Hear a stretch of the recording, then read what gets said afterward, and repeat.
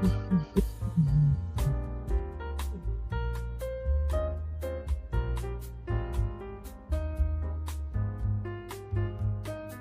are you still looking for the great UFO people this weekend in Charlottesville, North Carolina? You know, the churches have been saying the 19th of September until the 22nd, we will be in a blackout. And God told them that's what's going to happen. Okay.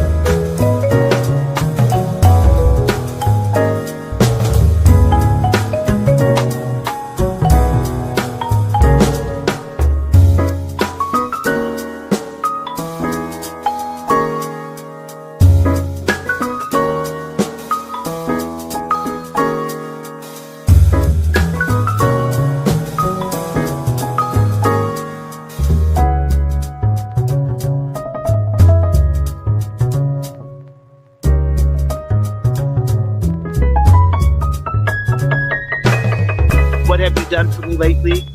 It's Coons. What have y'all done for us lately? And if there's no answer, you know, the only thing we owe them.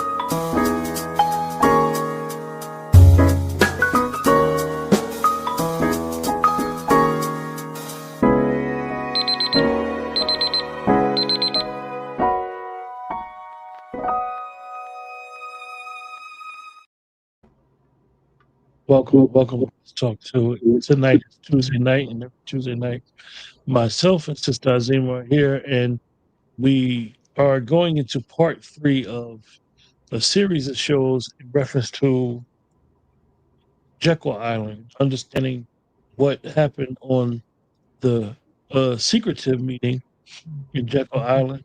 So the title of this show is The Road to Jekyll Island. And we're going into, as a recap, we explain what the Aldrich Act did and how, why these men who were basically the financial leaders of the world at that time, representing the Warburgs, the Carnegie family, the Rothschilds, so on, how they came together to come up with something to basically control the financial market, what we know as the United States. Oh, Sister Azima, how are you doing? I'm fine. How's everybody this evening? Everything's well. You know, you were talking to me while we were live before we started. And I listened to what you were saying about the blackout that's predicted, and we'll definitely get into that, discuss that forward. People predicting certain things and why they predicted, and the information that they have. But it's an interesting thing when you think about the Jekyll Island thing and them coming in as under the guise of hunting expedition, and why they wanted to keep it secret, and the influence that they had in Congress, and because of Aldrich, and understanding how the Aldrich Act later became the Federal Reserve Act, and the Federal Reserve was formed. So I know that when we talked last, which I did talk, didn't you talk to me yesterday? Yes, but that wasn't the weekend. Okay. I know we talked. You had explained it. With understanding this discussion, though we may be looking at it from just a financial aspect and being able to control the United States financial market, and we see how it affects us even to this day with as far as the interest rate with their chairman and so forth. There's other sinister, as we would say, stuff going on, and how they're able to control certain things in our respected universe. If, that I know that you wanted to share. Okay. Well, when we created our three branches of government, we had already included a treasury. And the purpose of the treasury originally was to make sure that we had the ability to coin money, not print paper money, to manage finances for the entire country, to handle debt management if we ever went into some type of catastrophic situation, be it war or natural disaster, and we had to go to other countries to seek assistance, how to repay that debt, and to provide national security. And when we think of national security, it's just like you always want to have some type of money on hand in case there's an emergency, your stockpile in case of emergency. And so this is what good country management does, because it has to be sure it has the ability to meet the needs of all of its constituents. Okay. And remember, the United States of America, it's a corporation because America was already here and occupied. So the Treasury Department was standing in the way of bankers. Remember we talked about that? There were trust funds or trust.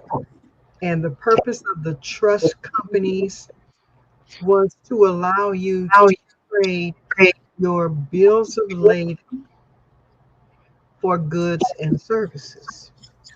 So you wouldn't have to walk around with all of this different types of printed paper stating that um, San Francisco Trust owes you money or Delaware Trust has money out there for you. You would be able to turn this in and basically get um, a ledger, a running ledger of goods and services that your bills of lading would be able to accommodate you, for a period of time. So the trust entity unto itself, organizations, agencies, they became the financial backbone of the United States. And so they found it necessary to, can you all still hear me? Yeah, Okay. great. They found it necessary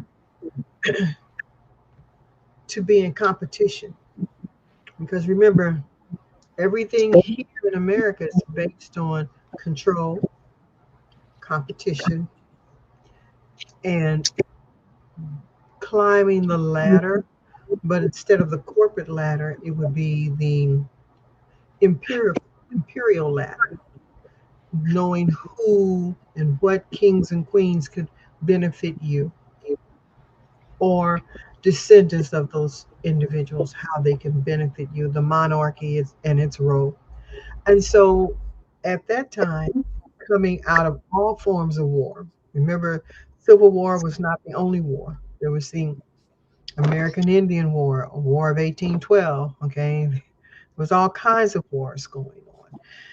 And so coming out of these wars, someone had to finance them. And the concern was that The trust people had a working relationship with those that helped fund the wars. The bankers did not. And the bankers were beholden to the Queen of England, the monarchy.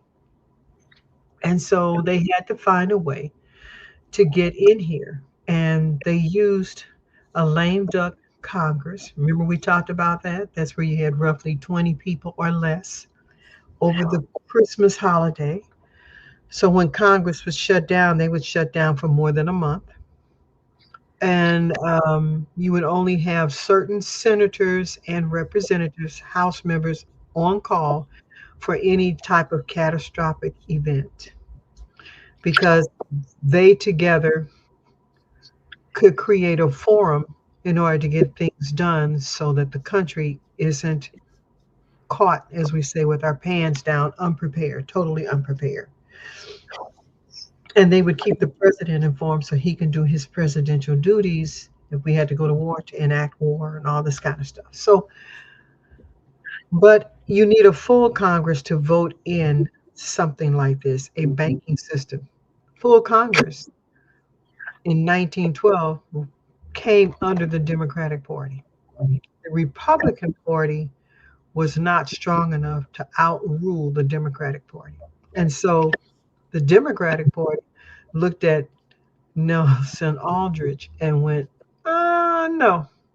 And so they did not vote it in as part of the Congressional Federal Record, the CFR. Therefore, they had to do something else. They had to go through executive order or implement it as a temporary act.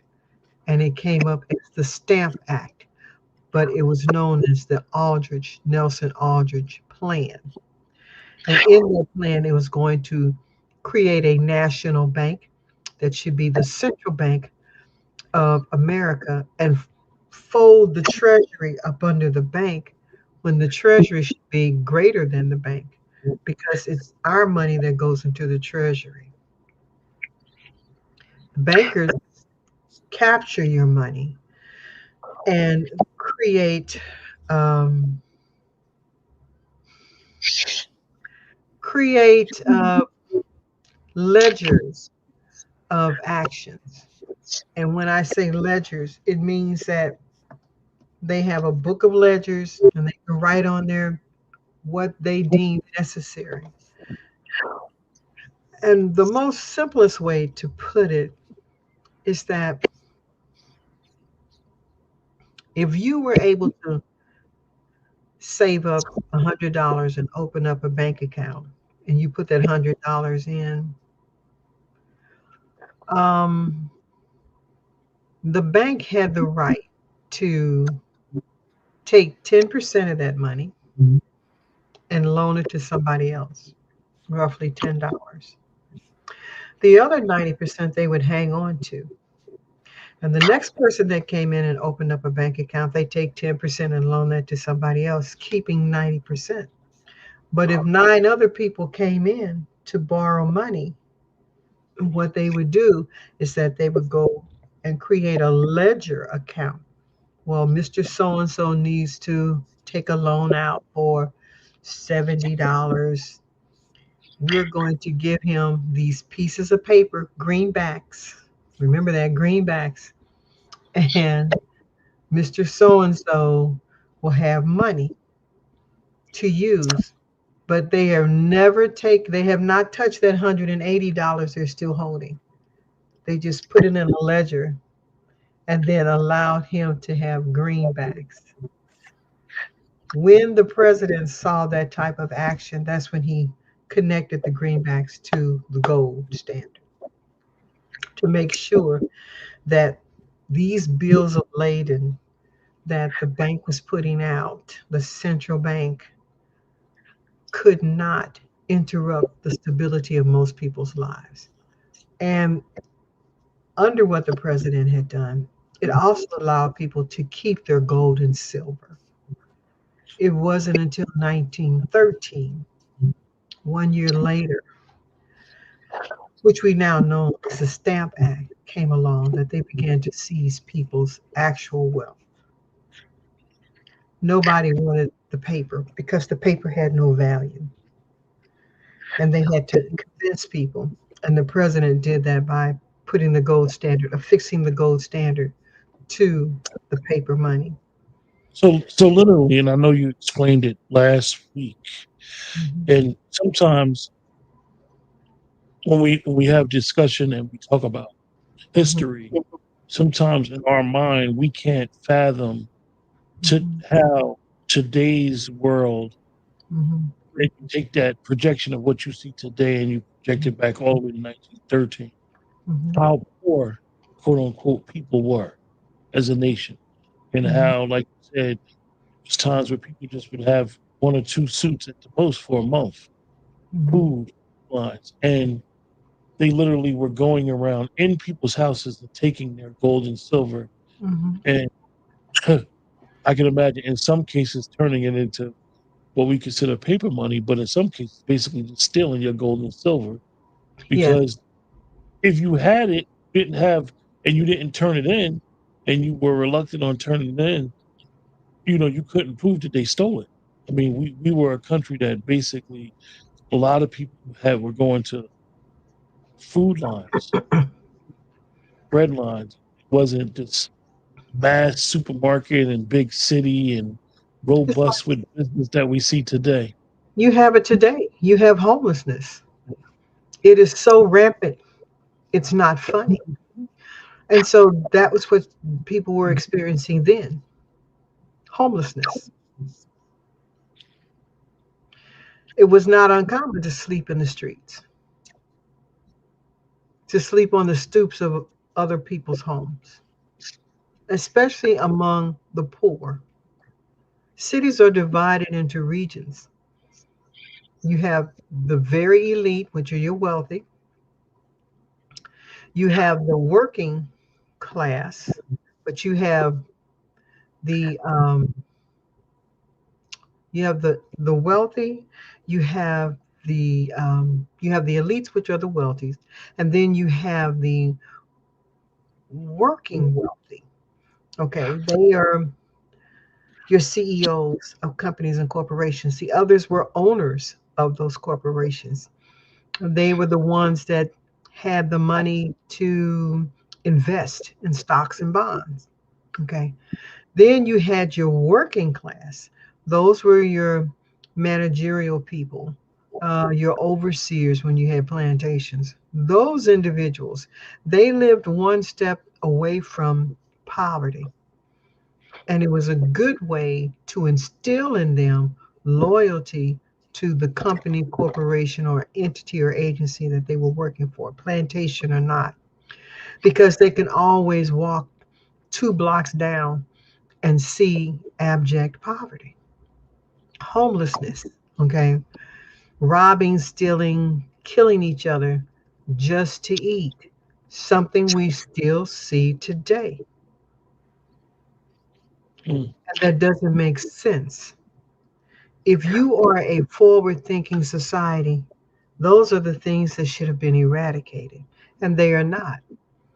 What has been eradicated is a social standard. mm. What has Ex- been embraced is Let me war, ask you. famine, and poverty. Yes. Let me ask you. Hmm. Apologize. When you say it should have been eradicated, I definitely agree with you. Hmm. But is that the essence of trying to form what most people call a capitalistic society, to not have it eradicated, to continue with the perpetual, it's going to be a class of people, homeless or whatever, It doesn't that are matter if it's capitalistic, communistic, socialist, or fascist. There always has to be someone on the bottom, whether you call them the Arab people or a religious set of people or women, because women got the worst end of it. It didn't matter what ethnic group they were, they got the worst end of everything. So, and then children were just one step below women. I I don't. I know that the child labor laws changed roughly 8 years before I was born. But you could literally, as a child, age 5, work in a factory. Think about that. It was not uncommon. Okay. My father used to have to fight bears, literally fist fight with bears that had a muzzle on to earn money. And that was in the 30s, 1930s. So that may seem almost 100 years away from you, but just walk back 5 years. You did not have the same type of homelessness that you see now, So much, especially if you look at so much California we see or in if our you go to major cities. government trying to arrest homeless people, which Huh? is it's so much so that our government, no matter where you're at, they're literally arresting homeless people. Like they're trying to, hey, like instead of giving them the means to have food, shelter, and peace, they're literally getting arrested because they're homeless. Okay, you don't have to give anybody anything because most people want to work.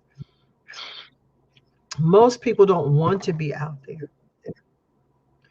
What we have seen, and you need to open your eyes, when the homelessness situation got out of hand on your two opposing sides of the country, your East Coast and your West Coast, everyday working Joe Blow, people would come together, pool their monies, buy a building on the East Coast, set it up so that homeless veterans would have a place to live. Those individuals that went out and got their they didn't what happened was that they didn't go out and get the 501c3 to be a nonprofit. And so they arrested the people who called themselves doing something good. They're also arresting people for feeding homeless folks. And that's been recent within the last 8 or 9 months. So if your society is to make sure that the least of us have the basic necessities of life, but we impugn them, we punish them for being without. But you create a system, a structure that creates that to always be without. Mm. Why? And you tell everybody war is the way to go because it will feed. See, that was the language that was used all over the world. If we go to war, it will create industry. What industry does it create? Before we were making cannons, you had to make the sword. So what you do? You hired 100 more people to be blacksmiths? Did it change the economics of the environment? No. You tell people that when you go to war, you can plunder, pillage. Even America did. If you hear the cries of the Vietnamese women and the Korean women, they would tell you American soldiers were bad to them. Many of them were very bad to them, very cruel to them. And so war creates that. And it has nothing to do with the color of your skin. Please understand that. Because the original Romans and Greeks were black. Let that sink in. Your original Romans and Greeks were black. And they could be deadly. Okay? So, in a society where things have to be in control, how did George Carlin put it? He says we're now under a monopoly. And you all think you should have a two-party system when you should have a multi-party system. He said, but you can get 31 different flavors of ice cream and they'll tell you that you have the opportunity to make a choice. Do you? Do you really have the opportunity to make a choice? No. And so when you hear people on the internet and all that talking about, well, America is better than fascism. Okay, let's talk about what America has and how that all goes back to what we're doing with the central bank. The central bank was a means by which the wealthiest of people just below the monarchy could remove your money from you and you would enjoy giving it to them. He's laughing, but that's true. You run to the bank. Okay. People, you hear people say, listen to him. Think of what the Federal Reserve has done. It has created debt, it's created credit. What do you think credit is? If you've ever taken bookkeeping, credit is not an asset, it's debt. It's a fancy word for debt. Let me ask you, Sister Azima, Mhm. and it's important for me to ask you this question because when we've been going over understanding original law, and I Mhm. want everybody that's in the chat to really, if you have the time, to go back into our old shows and to realize how all of this comes together to one big conversation that really is important to how other people have tried to really shape our lives. So when you explain the debt, Mhm. explain why it's important because a lot of people don't understand that prior to the early 80s, it was no such thing as credit. There was no It, credit. okay, explain why and how it plays into the power of the Federal Reserve today. Okay, so let's put it like this. When you went to the store, let's say now, you want to go to the store, you're going to buy some Air Jordans. Okay, I don't know how much they cost, but let's say roughly right now you caught them on sale for $80. You reach into your pocket, you pull out $80, $80, and you pay it. Now your state has a tax. In Missouri, our broad tax is 11%. Missouri taxes you for everything. Okay, trust me. Your tax on food, because there's a lot of states that don't tax you for food, is 5.6%. Okay, so products, goods, and services, the tax in Missouri is 11%.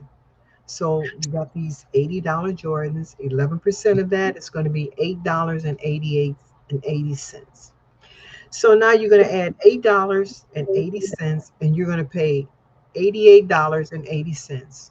It's done, it's over, it's yours. When you pull out that card, the credit card, what are you going to do? You're going to charge it to the credit card. You're going to defer the taxes because even though they're going to add tax on, the bank defers the tax. That'll catch you. When I say defer, they can add all these taxes as fees onto your card. And then when you get to renew your card, you have all these extra fees on there. You already have 23.99% interest rate on the card. The interest is on money that has not been created. And you are going, how is that? Because they have to, as your children grows, if you have children or or just yourself, as you mature in age, your needs are going to change. If you have children, the needs of the family is going to change. Therefore, your expenses get higher until your children move away or move out on their own or get married. Okay. It doesn't change while they're in college. It only becomes more expensive for you. So what happens is that the credit card is like that child, or like you as you're maturing through life. Your needs change, so your expenses become more. But your earning power decreases.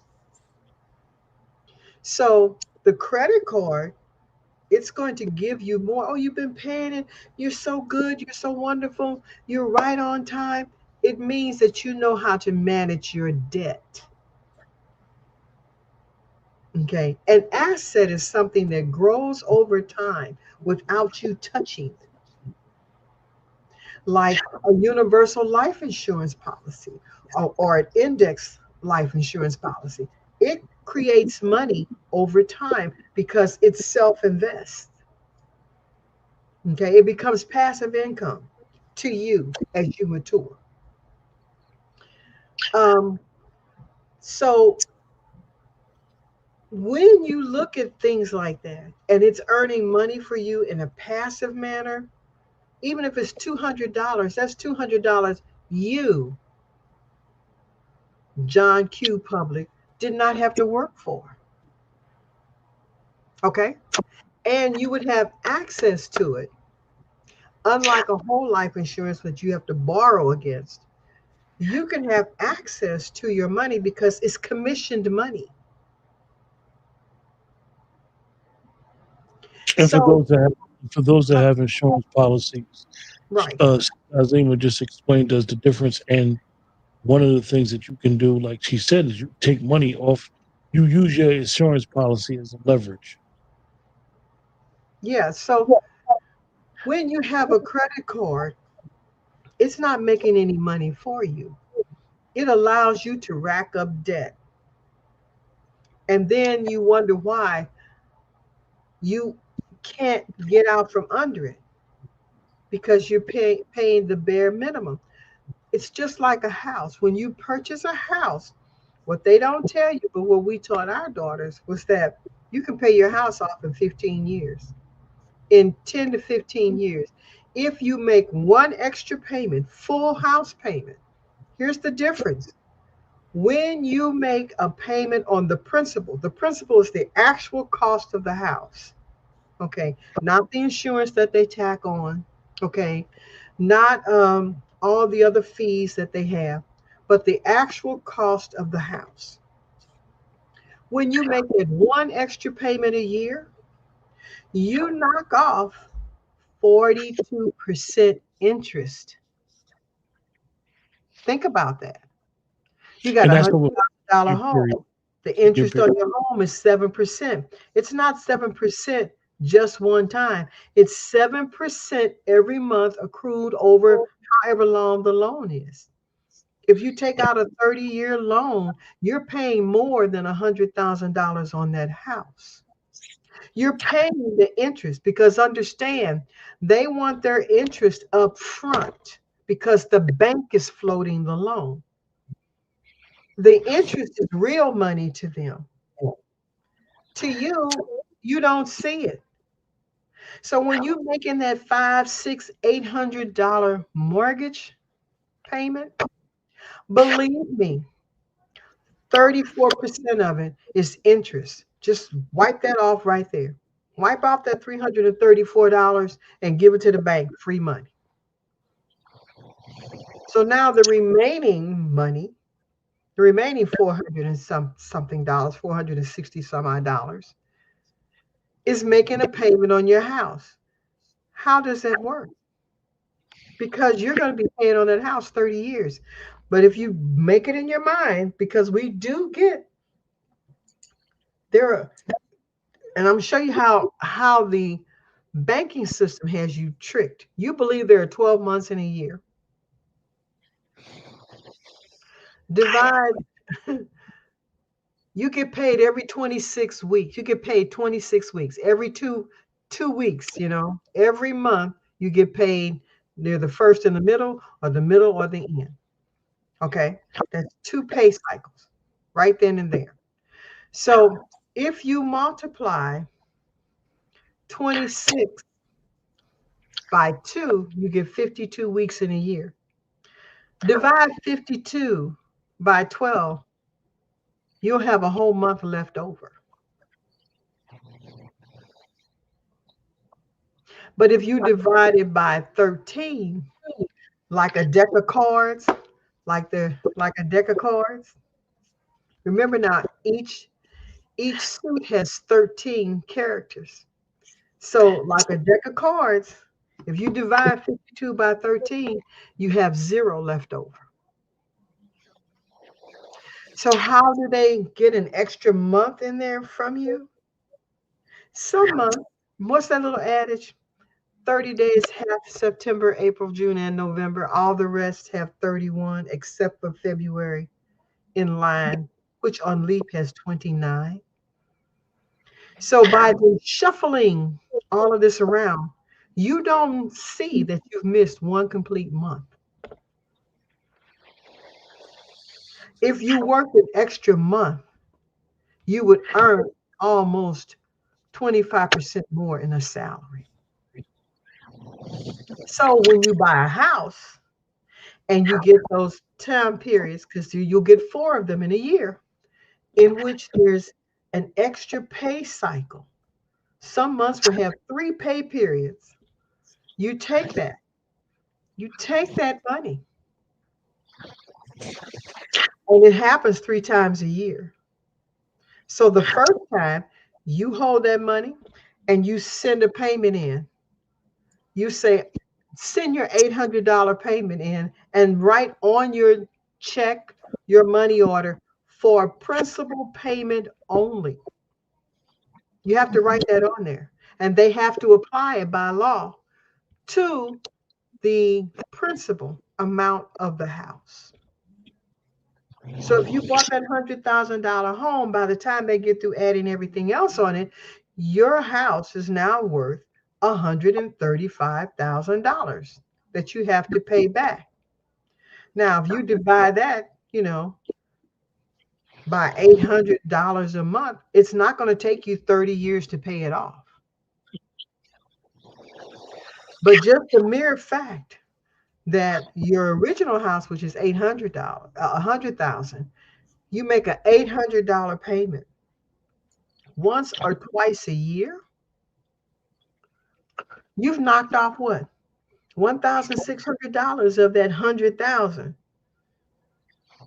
And you're down to what? 84,000 that you owe? Think about that. Now the interest has to drop because the principal has dropped. So what the Federal Reserve banking system does is that it keeps you in debt through trickery. But not only that, as I was telling, Brother Quentin, they also do the other aspect, which we call rituals and the signs and all of that. What they have learned is that symbols and signs create frequency or energy. They don't use it sparingly. They wait until you're in a great cosmic cycle. Right now, we're in a great cosmic cycle. And when you hit those great cosmic cycles, if you want something to spring forward, you do the rituals. And we say rituals. Rituals are nothing more than routines that have to follow certain patterns all of the time to get the achieved outcome that you want. Because what it does is that it elevates your mind frequency. And once that's elevated, it works in conjunction with the cosmic energies, and boom, things move forward for you. Okay. So the banking people, you have to have folks to do the root work, the groundwork. And that was the Jekyll Island people, which later became known as the Bilderbergers. But in order for it to spring forward in big leaps, without it being officially a part of the Central Federal Registry, okay, Congressional Federal Registry, which is a CFR, you use your cosmic energies and you have these rituals.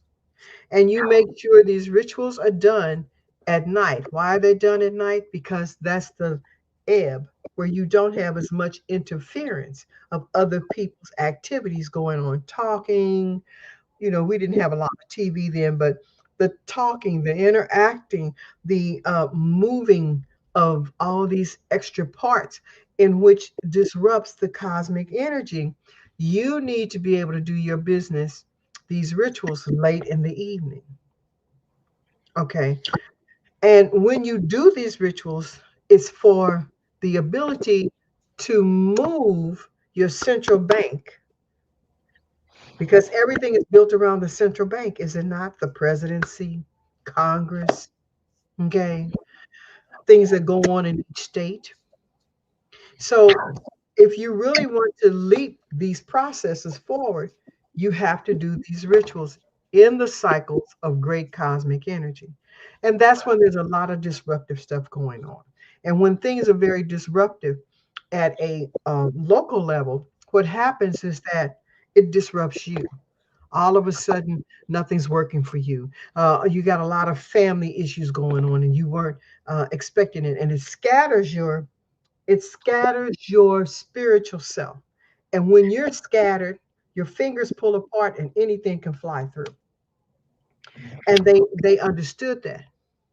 And that's how they were able to have you believe it's very important for us to be in all these wars. And it really wasn't, because they scattered how you think.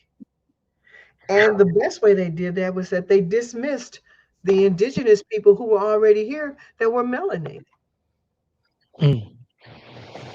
And you're running around thinking every Indian is fair complected with long straight hair. Many of us were dark, super dark.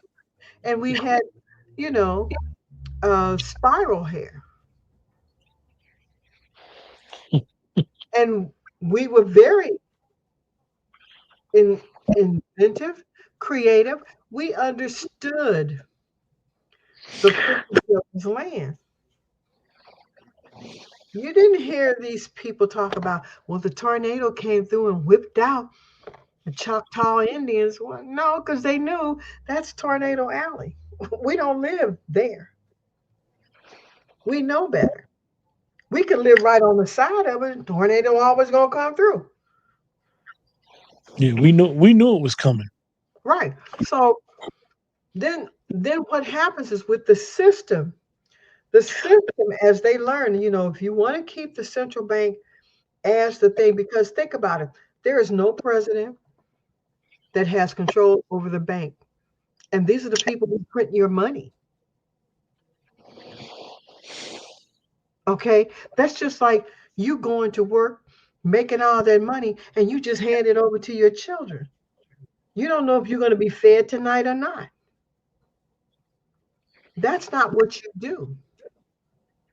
But because they understood how to use cosmic energies, and they made sure that the people that they were able to sequester through blackmail, force, or greed, would align themselves at a certain time, prevail themselves, and they would become members of the Masons or some other organization. And once they got in there, because a lot of people, they want the pride and the prestige. They don't care what it costs you, but it's important for them to have that. So, And so, sister, uh-huh.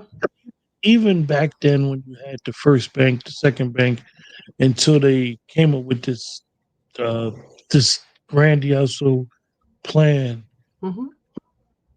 how they use fear of Yes.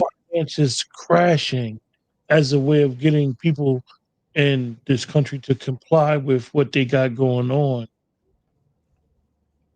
It's like the same play over and over again. Like you said, Right. it's a ritual.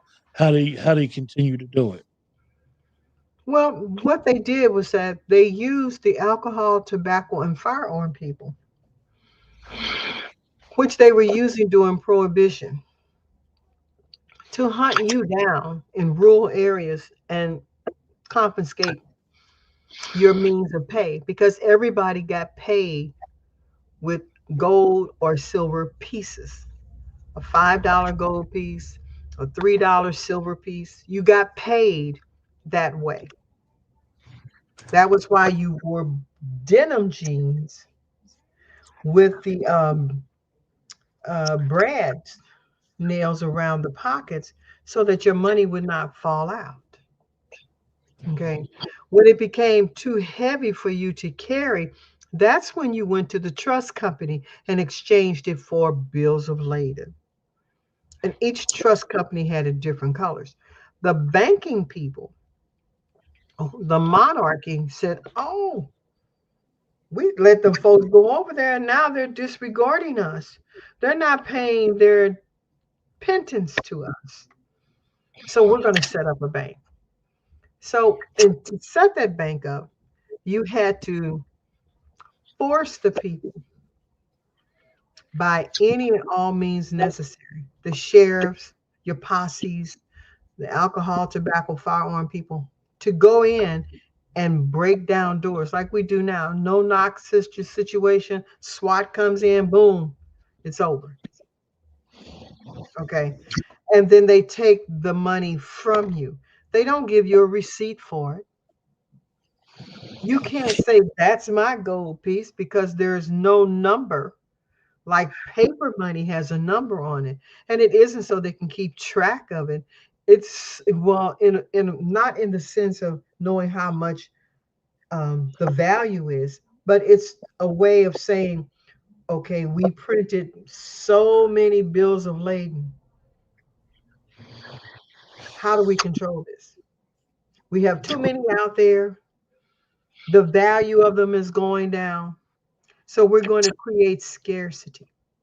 How do you create scarcity?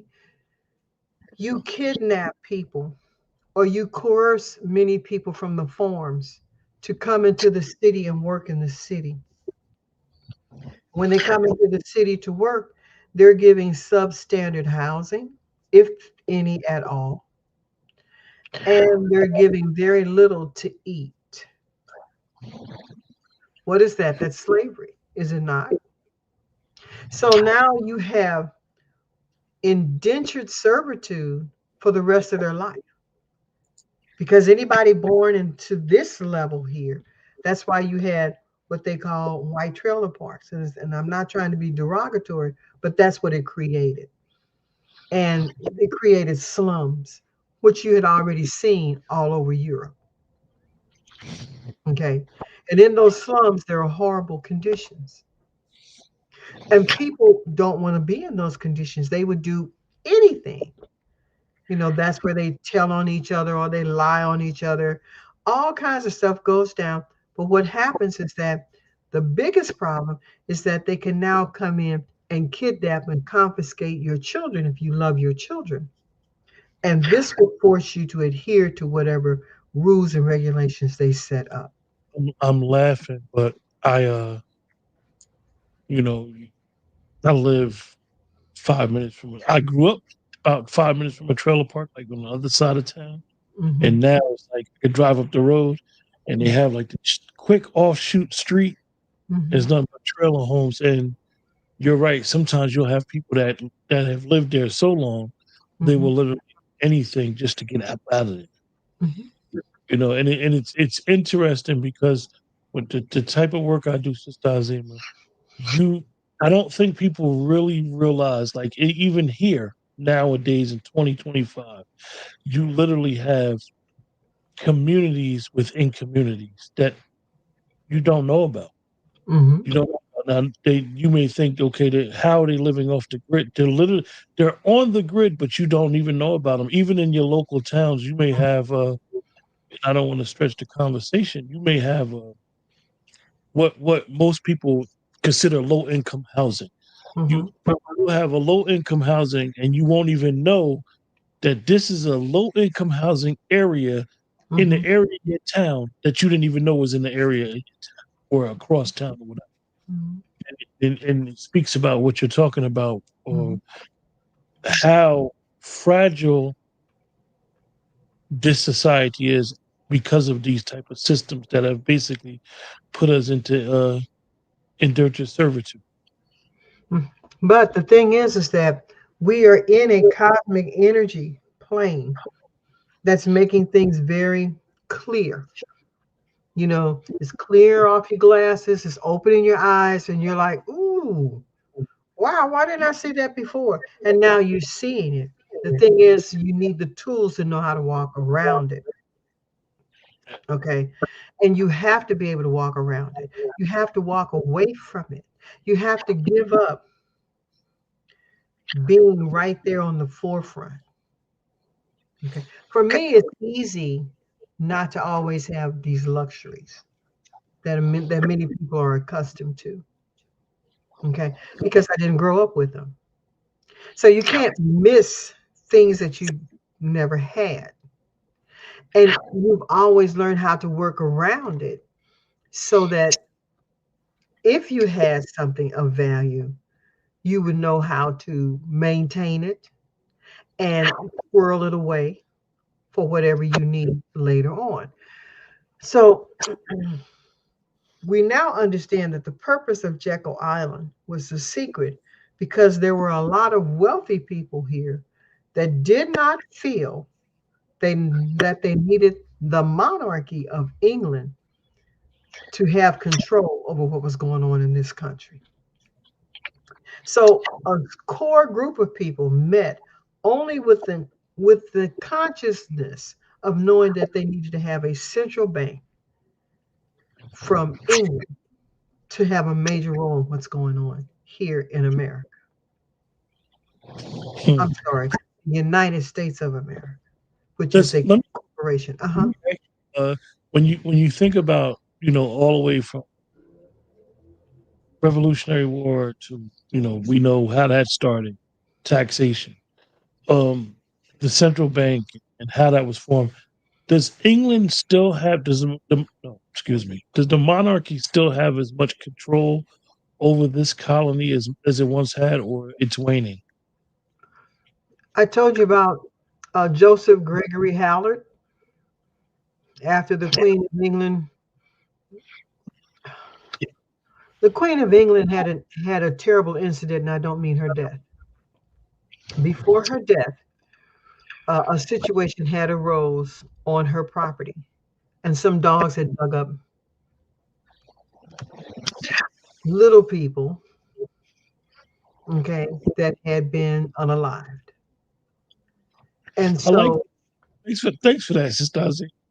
okay, and so what happened was that the um, she lost her right to be at Buckingham Palace.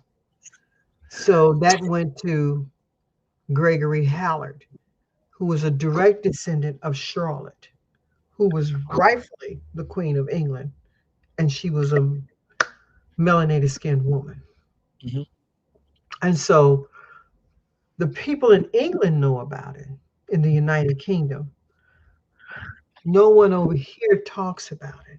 See, omission on purpose is a way of keeping you submitted or in submission to this system.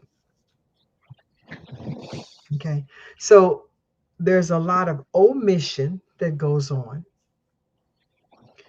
Therefore, it keeps you in submission to what's happening in your neighborhood.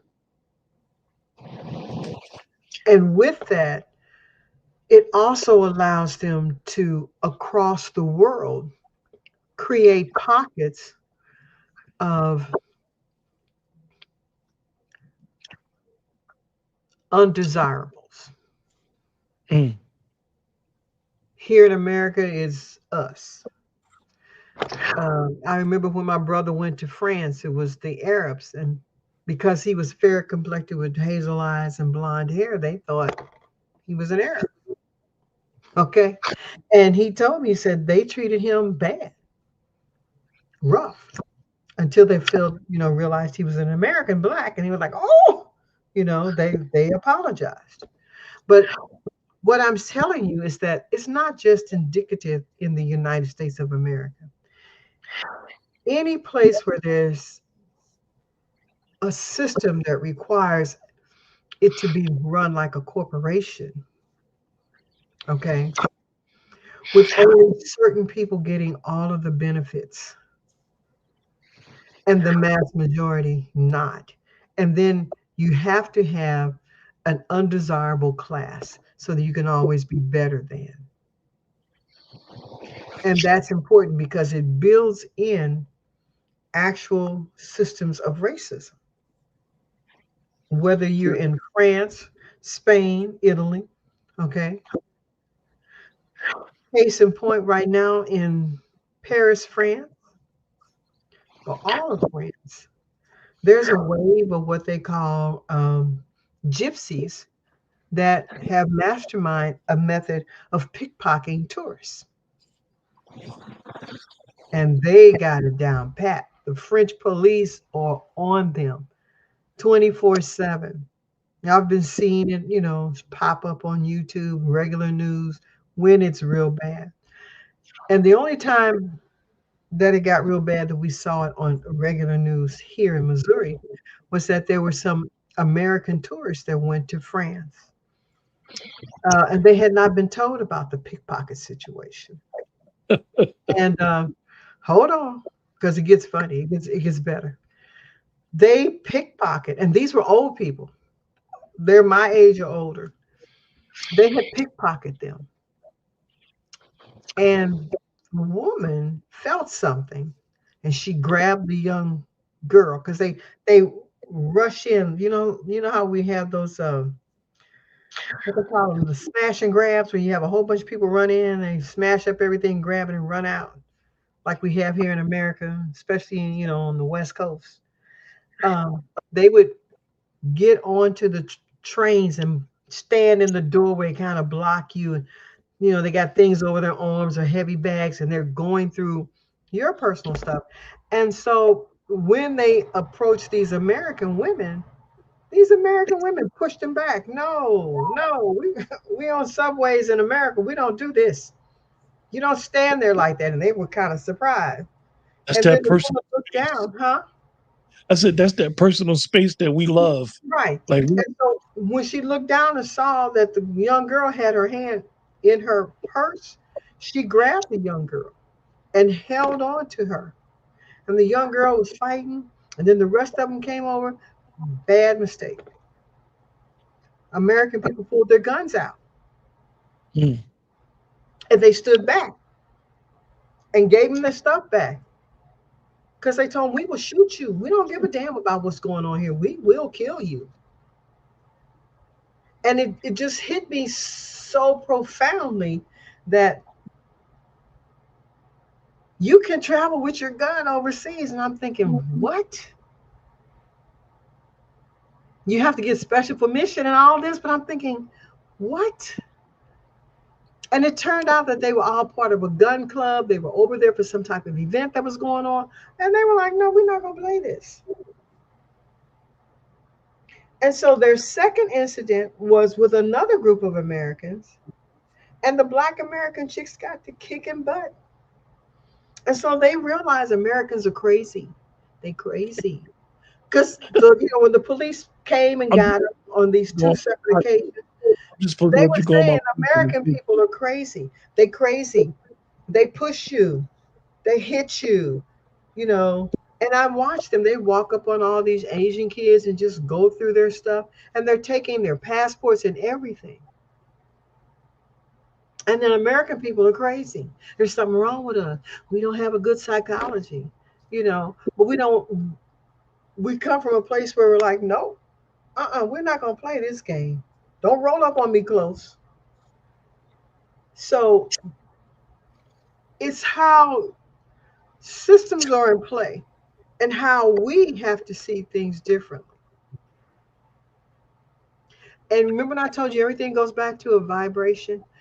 The people who are in control, they understand that. Coach, she said France. She said I it's said this is France. happening. Hmm. Right. In Was Japan, they don't have guns either.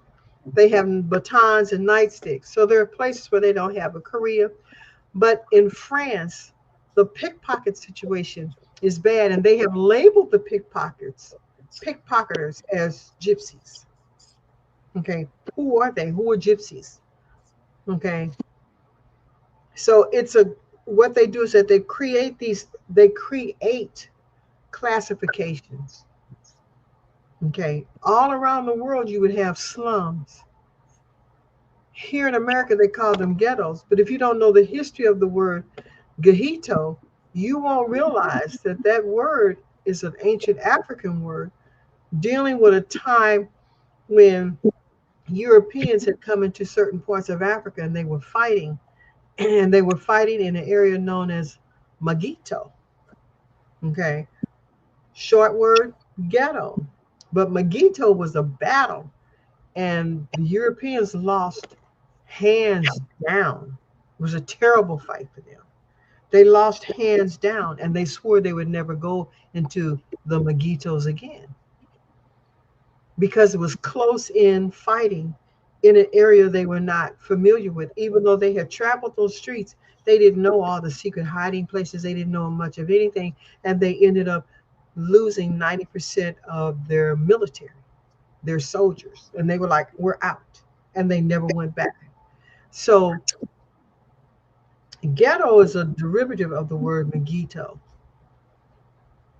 But like I'm saying, the Jekyll Island people, they hid it because they didn't want the competition from other wealthy people who were like, no, no, no, no, we're not doing that. And many of those wealthy people were paying politicians to be in their pocket, and they would have lost hands down. That's why Nelson Aldrich wanted something. He wanted a benefit, and he was willing to do what was necessary. And he created this plan for the central bank. And the way the plan was to go, it was to allow them to have full control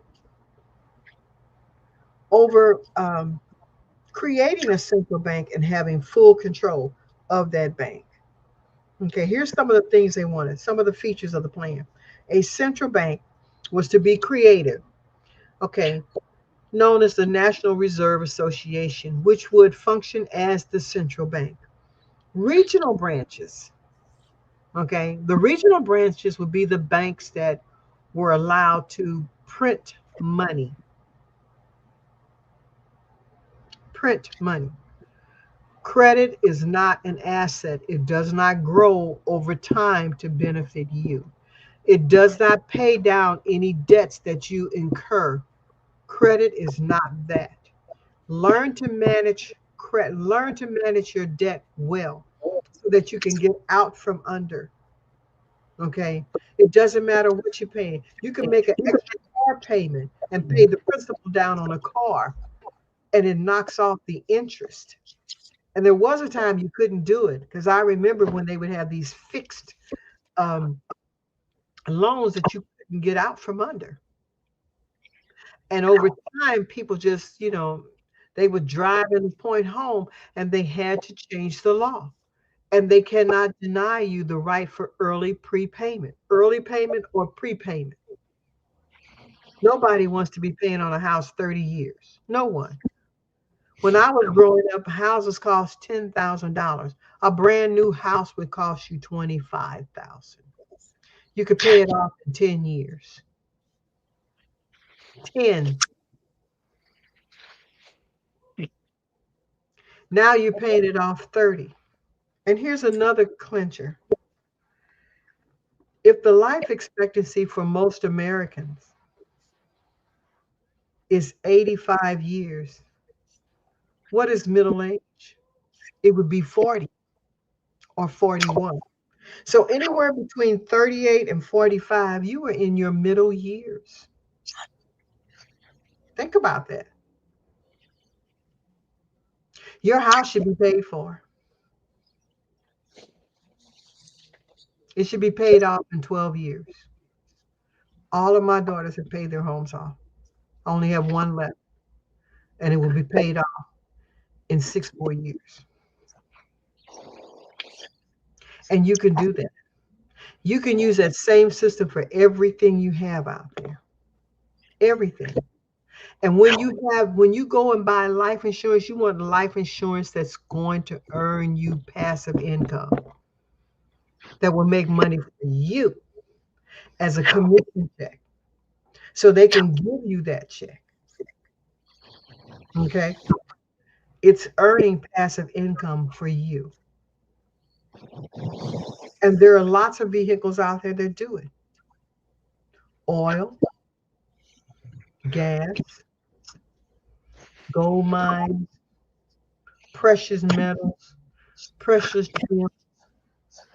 You can join a group and buy in. You don't even have to manage it, and it will still earn money for you.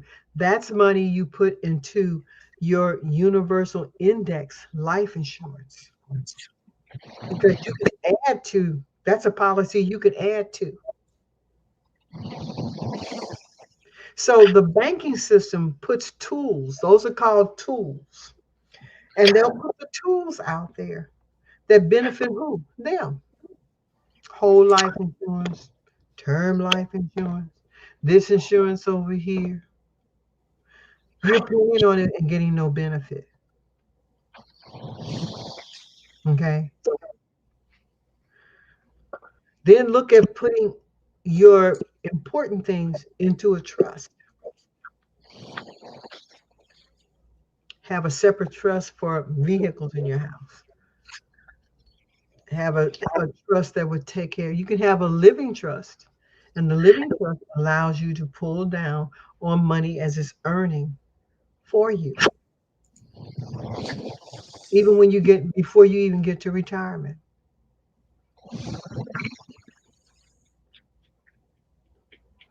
Because a lot of people want retirement to go to age 70. Why would you work? I started working at age 15. I retired at 65. And if you notice this, for most people, even when you talk to a lot of people, they're basically pushing the age back. And it, like you said, the system or what your life plan may have been, it Mm-hmm. may have been 62, 62, 63. Now Mm-hmm. you hear saying 65, 68. Mm-hmm. Or some people are still saying, "Oh, no, I can't. Financially, I just can't do it. I can't. I don't have enough invested to be able to just retire." And you spoke about that when you spoke about how they got everybody on the 401k scam and Yeah. how Yeah. it changed. And unfortunately, I think that a lot of times we don't understand how these type of situations that they created really long term. Seems good beginning, but long term they don't benefit you. Definitely when you get to a senior age and it's time to basically Mm-hmm. live off of your investment, that what you've invested for working 30, 40 years and Mm-hmm. putting it. Code has a question. I'll let you definitely answer.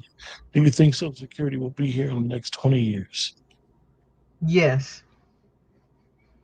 And the reason I think that is because you still have somebody has got to take care of you when you're ill. People have to work in the hospitals. Okay. Somebody is going to have to continue to have fast food chains or cook. Some of your basic necessities will have to be here. Somebody's got to do air conditioning. So there's going to be companies like that. Somebody's got to clean the sewer lines. Somebody has got to, um, clean out these Sewer line's a hell of a septic trade. tank, uh, uh, the septic tanks, and turn that into composting. Somebody's got to do it. And so there are still a lot of jobs. The jobs that will be affected by AI are the ones that deal with computer sciences. Many of your other jobs, the AI people are not going to deal with that. Let me ask you, Sister Azim. I know it's been, and I don't want to take away from what we're talking about. However, it's been so much discussion with the president and Powell and the interest rate, and I know that you had spoke before in reference to cola and understanding what they're doing with Social Security and how they're having a lot of people it being in fear that it's changing. You're someone, and you explained it before that is a senior, and the changes that you've seen, good and bad, within the last 10, 12 years. You want to talk about that? Yeah. So when I started earning my Social Security, well, first of all, I'm going to say that my job choices in life allow me to have a comfortable Social Security. And that really depends on your job choices. So if you're doing anything less than $21 an hour, your Social Security benefits are going to be very difficult to live on. But while you're doing those less than 21 hours, when you're earning $14, anywhere from $7 to $14, there are ways in which you can do set aside money, and if you're real good at not going into that piggy bank and spending money, more power to you. If you're not good, go get money orders and hold those money orders. They are good for 1 year. You can cash them out at the end of the year and take them to a bank, sign them over, and go to a credit union and create an account. Why a credit union? Because when you create the account, you are buying stock in the credit union. When you go to a bank and create something, you're giving them everything you have. Savings and loans were the same way. You were buying stock in that savings and loan. So you go to the credit union, you're buying stock in that credit union, which allows you to hold that money to the side. And as you hold that money to the side, there are so many um, venues out here in which you are allowed the right to invest wisely, okay, in all kinds of funds and activities. Those things that you invest in long term come back to benefit you at a time when you may only be able to pull down $700 or $800 off of your Social Security. You have this money that's built up. Okay, you are young enough to get a universal index insurance policy, which allows you to put money in and it can grow and earn for you. So when you reach a certain age in your life, you can have that extra $300 or $400 per month added to your basic Social Security benefits to benefit you. Why do I think it's going to continue another 20 years? Is because, like I said, the jobs that AI wants to do are the jobs like they want to replace doctors, they want to replace lawyers. Anything that deals with technology, they're very much interested in replacing. They're not interested in replacing redundancy work because every society has to have poor people. You can't have poor robots because they don't strive. No, he's laughing. But when you are poor, you're striving to do better, right? And you will do anything when you're at the bottom to do better. The robot is programmed to do just that. Where's the And even, incentive for them to do even with better? the AI still needs someone there to program it to do what it has to do. Right, but Um, I'm saying there is no incentive for AI to try to improve its condition, is it? No. If you're yeah, programming it to be monochromatic or monofocused, there's no need. The robots that they put into making cars, their only job is to put windshields on or to yeah. do a door. They're not out here trying to go on strike to do better. There's no need. Okay. So what happens is that when you displace people in the right system, you look at displacement. Societies are going to grow, and you look at what we call displacement.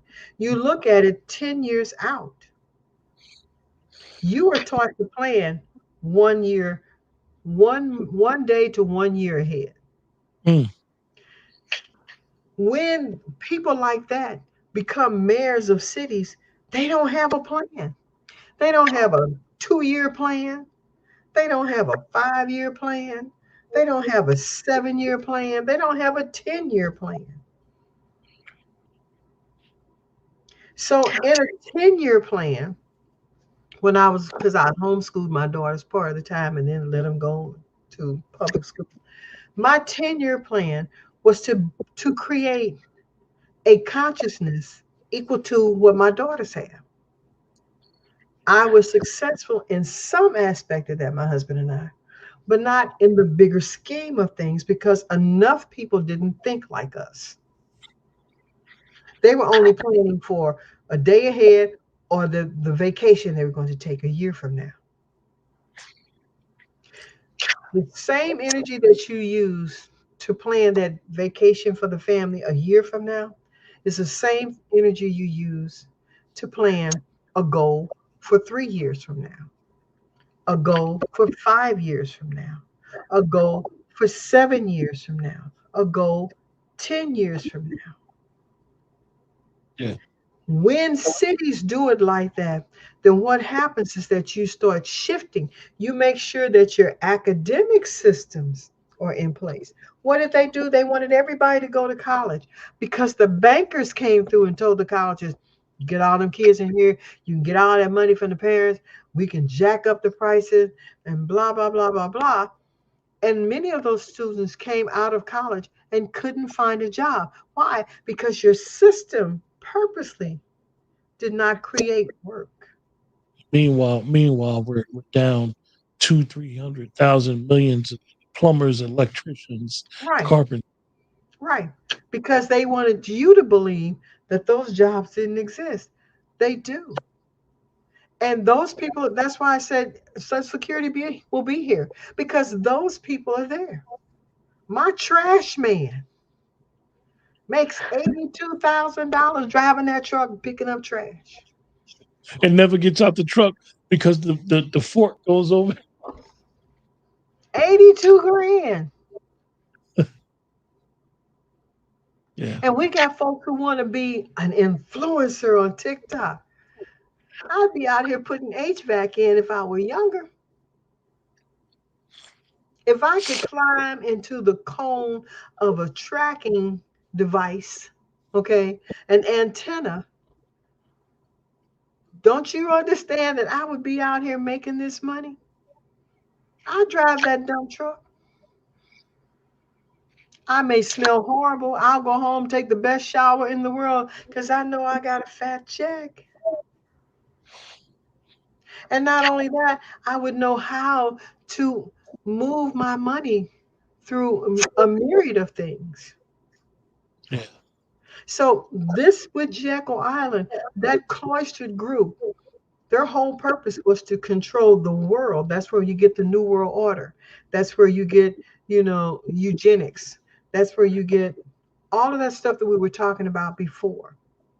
It's not. I think what happens is that you all segregate everything in your mind. You can't do that. You can't segregate your body. I wish you could hear a there used to be an audio tape. My husband loved it. It was called Body Politics. I hope you all get a chance to find it. Maybe you can find it on Amazon or whatever. Body Politics, and it's important to listen to it because it's an audio. It's not a movie.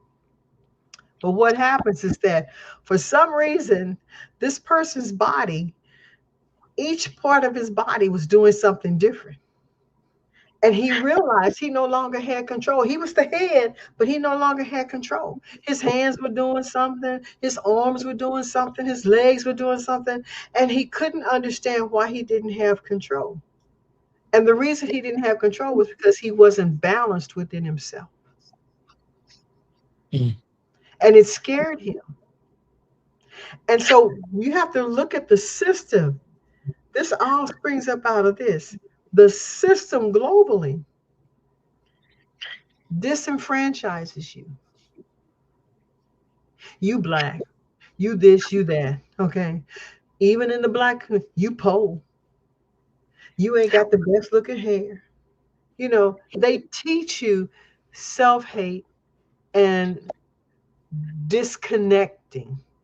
And when you disassemble yourself, then you're just flopping around, and the person becomes the puppet master. And that's what they want to be, the puppet master, moving it all around, making sure you do what they want you to do. And by the time you realize it, it's too late. And you spent all of your life trying to hang on to material things. Your wealth is not in the material things that you have, it's in your health, your spiritual understanding of who you are, and your ability to be at peace and harmony with the things around you. Then everything comes to you. And you know that. You know that. You know a Miss So and so or a Mr. So and so that don't say nothing, just be sitting there, and people come and tell him everything. Well, how does he know that? Because he's calm within himself.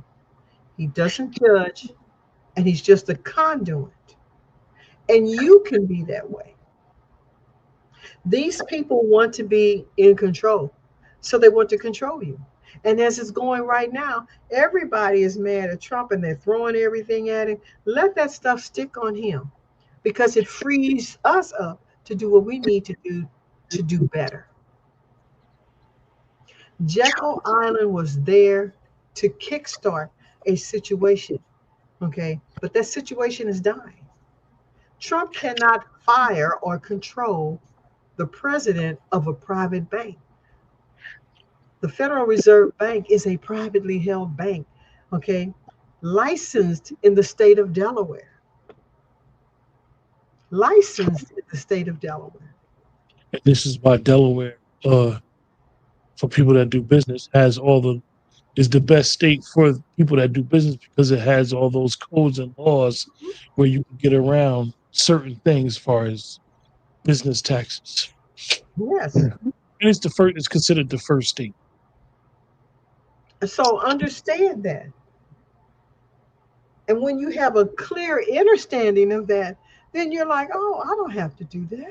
I don't have to be in debt. I don't have to do that.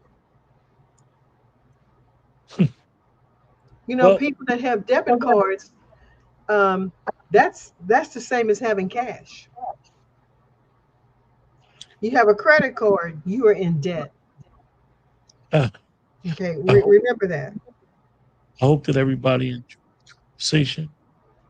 This is part 3. This long conversation, and it's important. Like I said, for those of you that have the opportunity, go back into some earlier discussions where Sister Azima was explaining law, original law, constitutional law, and realize that this is basically, if you know anything about law, getting into financial law.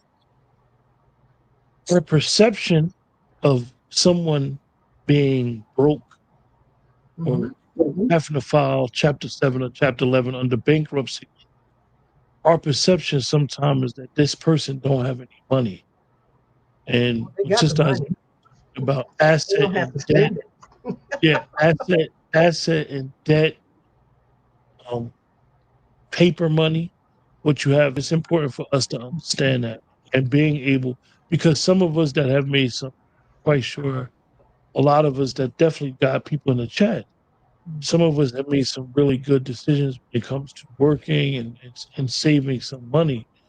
Understand that when you are a good saver, are a good planner, you put yourself in a position where you can't get that taken Mhm. from not knowing. So it's important for all of us to continue to educate ourselves when it comes to well, insurance and trust, and not just out here living like a slave, so to speak. Until then, you guys take care. It's been a pleasure once again. Remember, please, to like, share, subscribe, support the channel, support what we're doing here. And until next time, take care.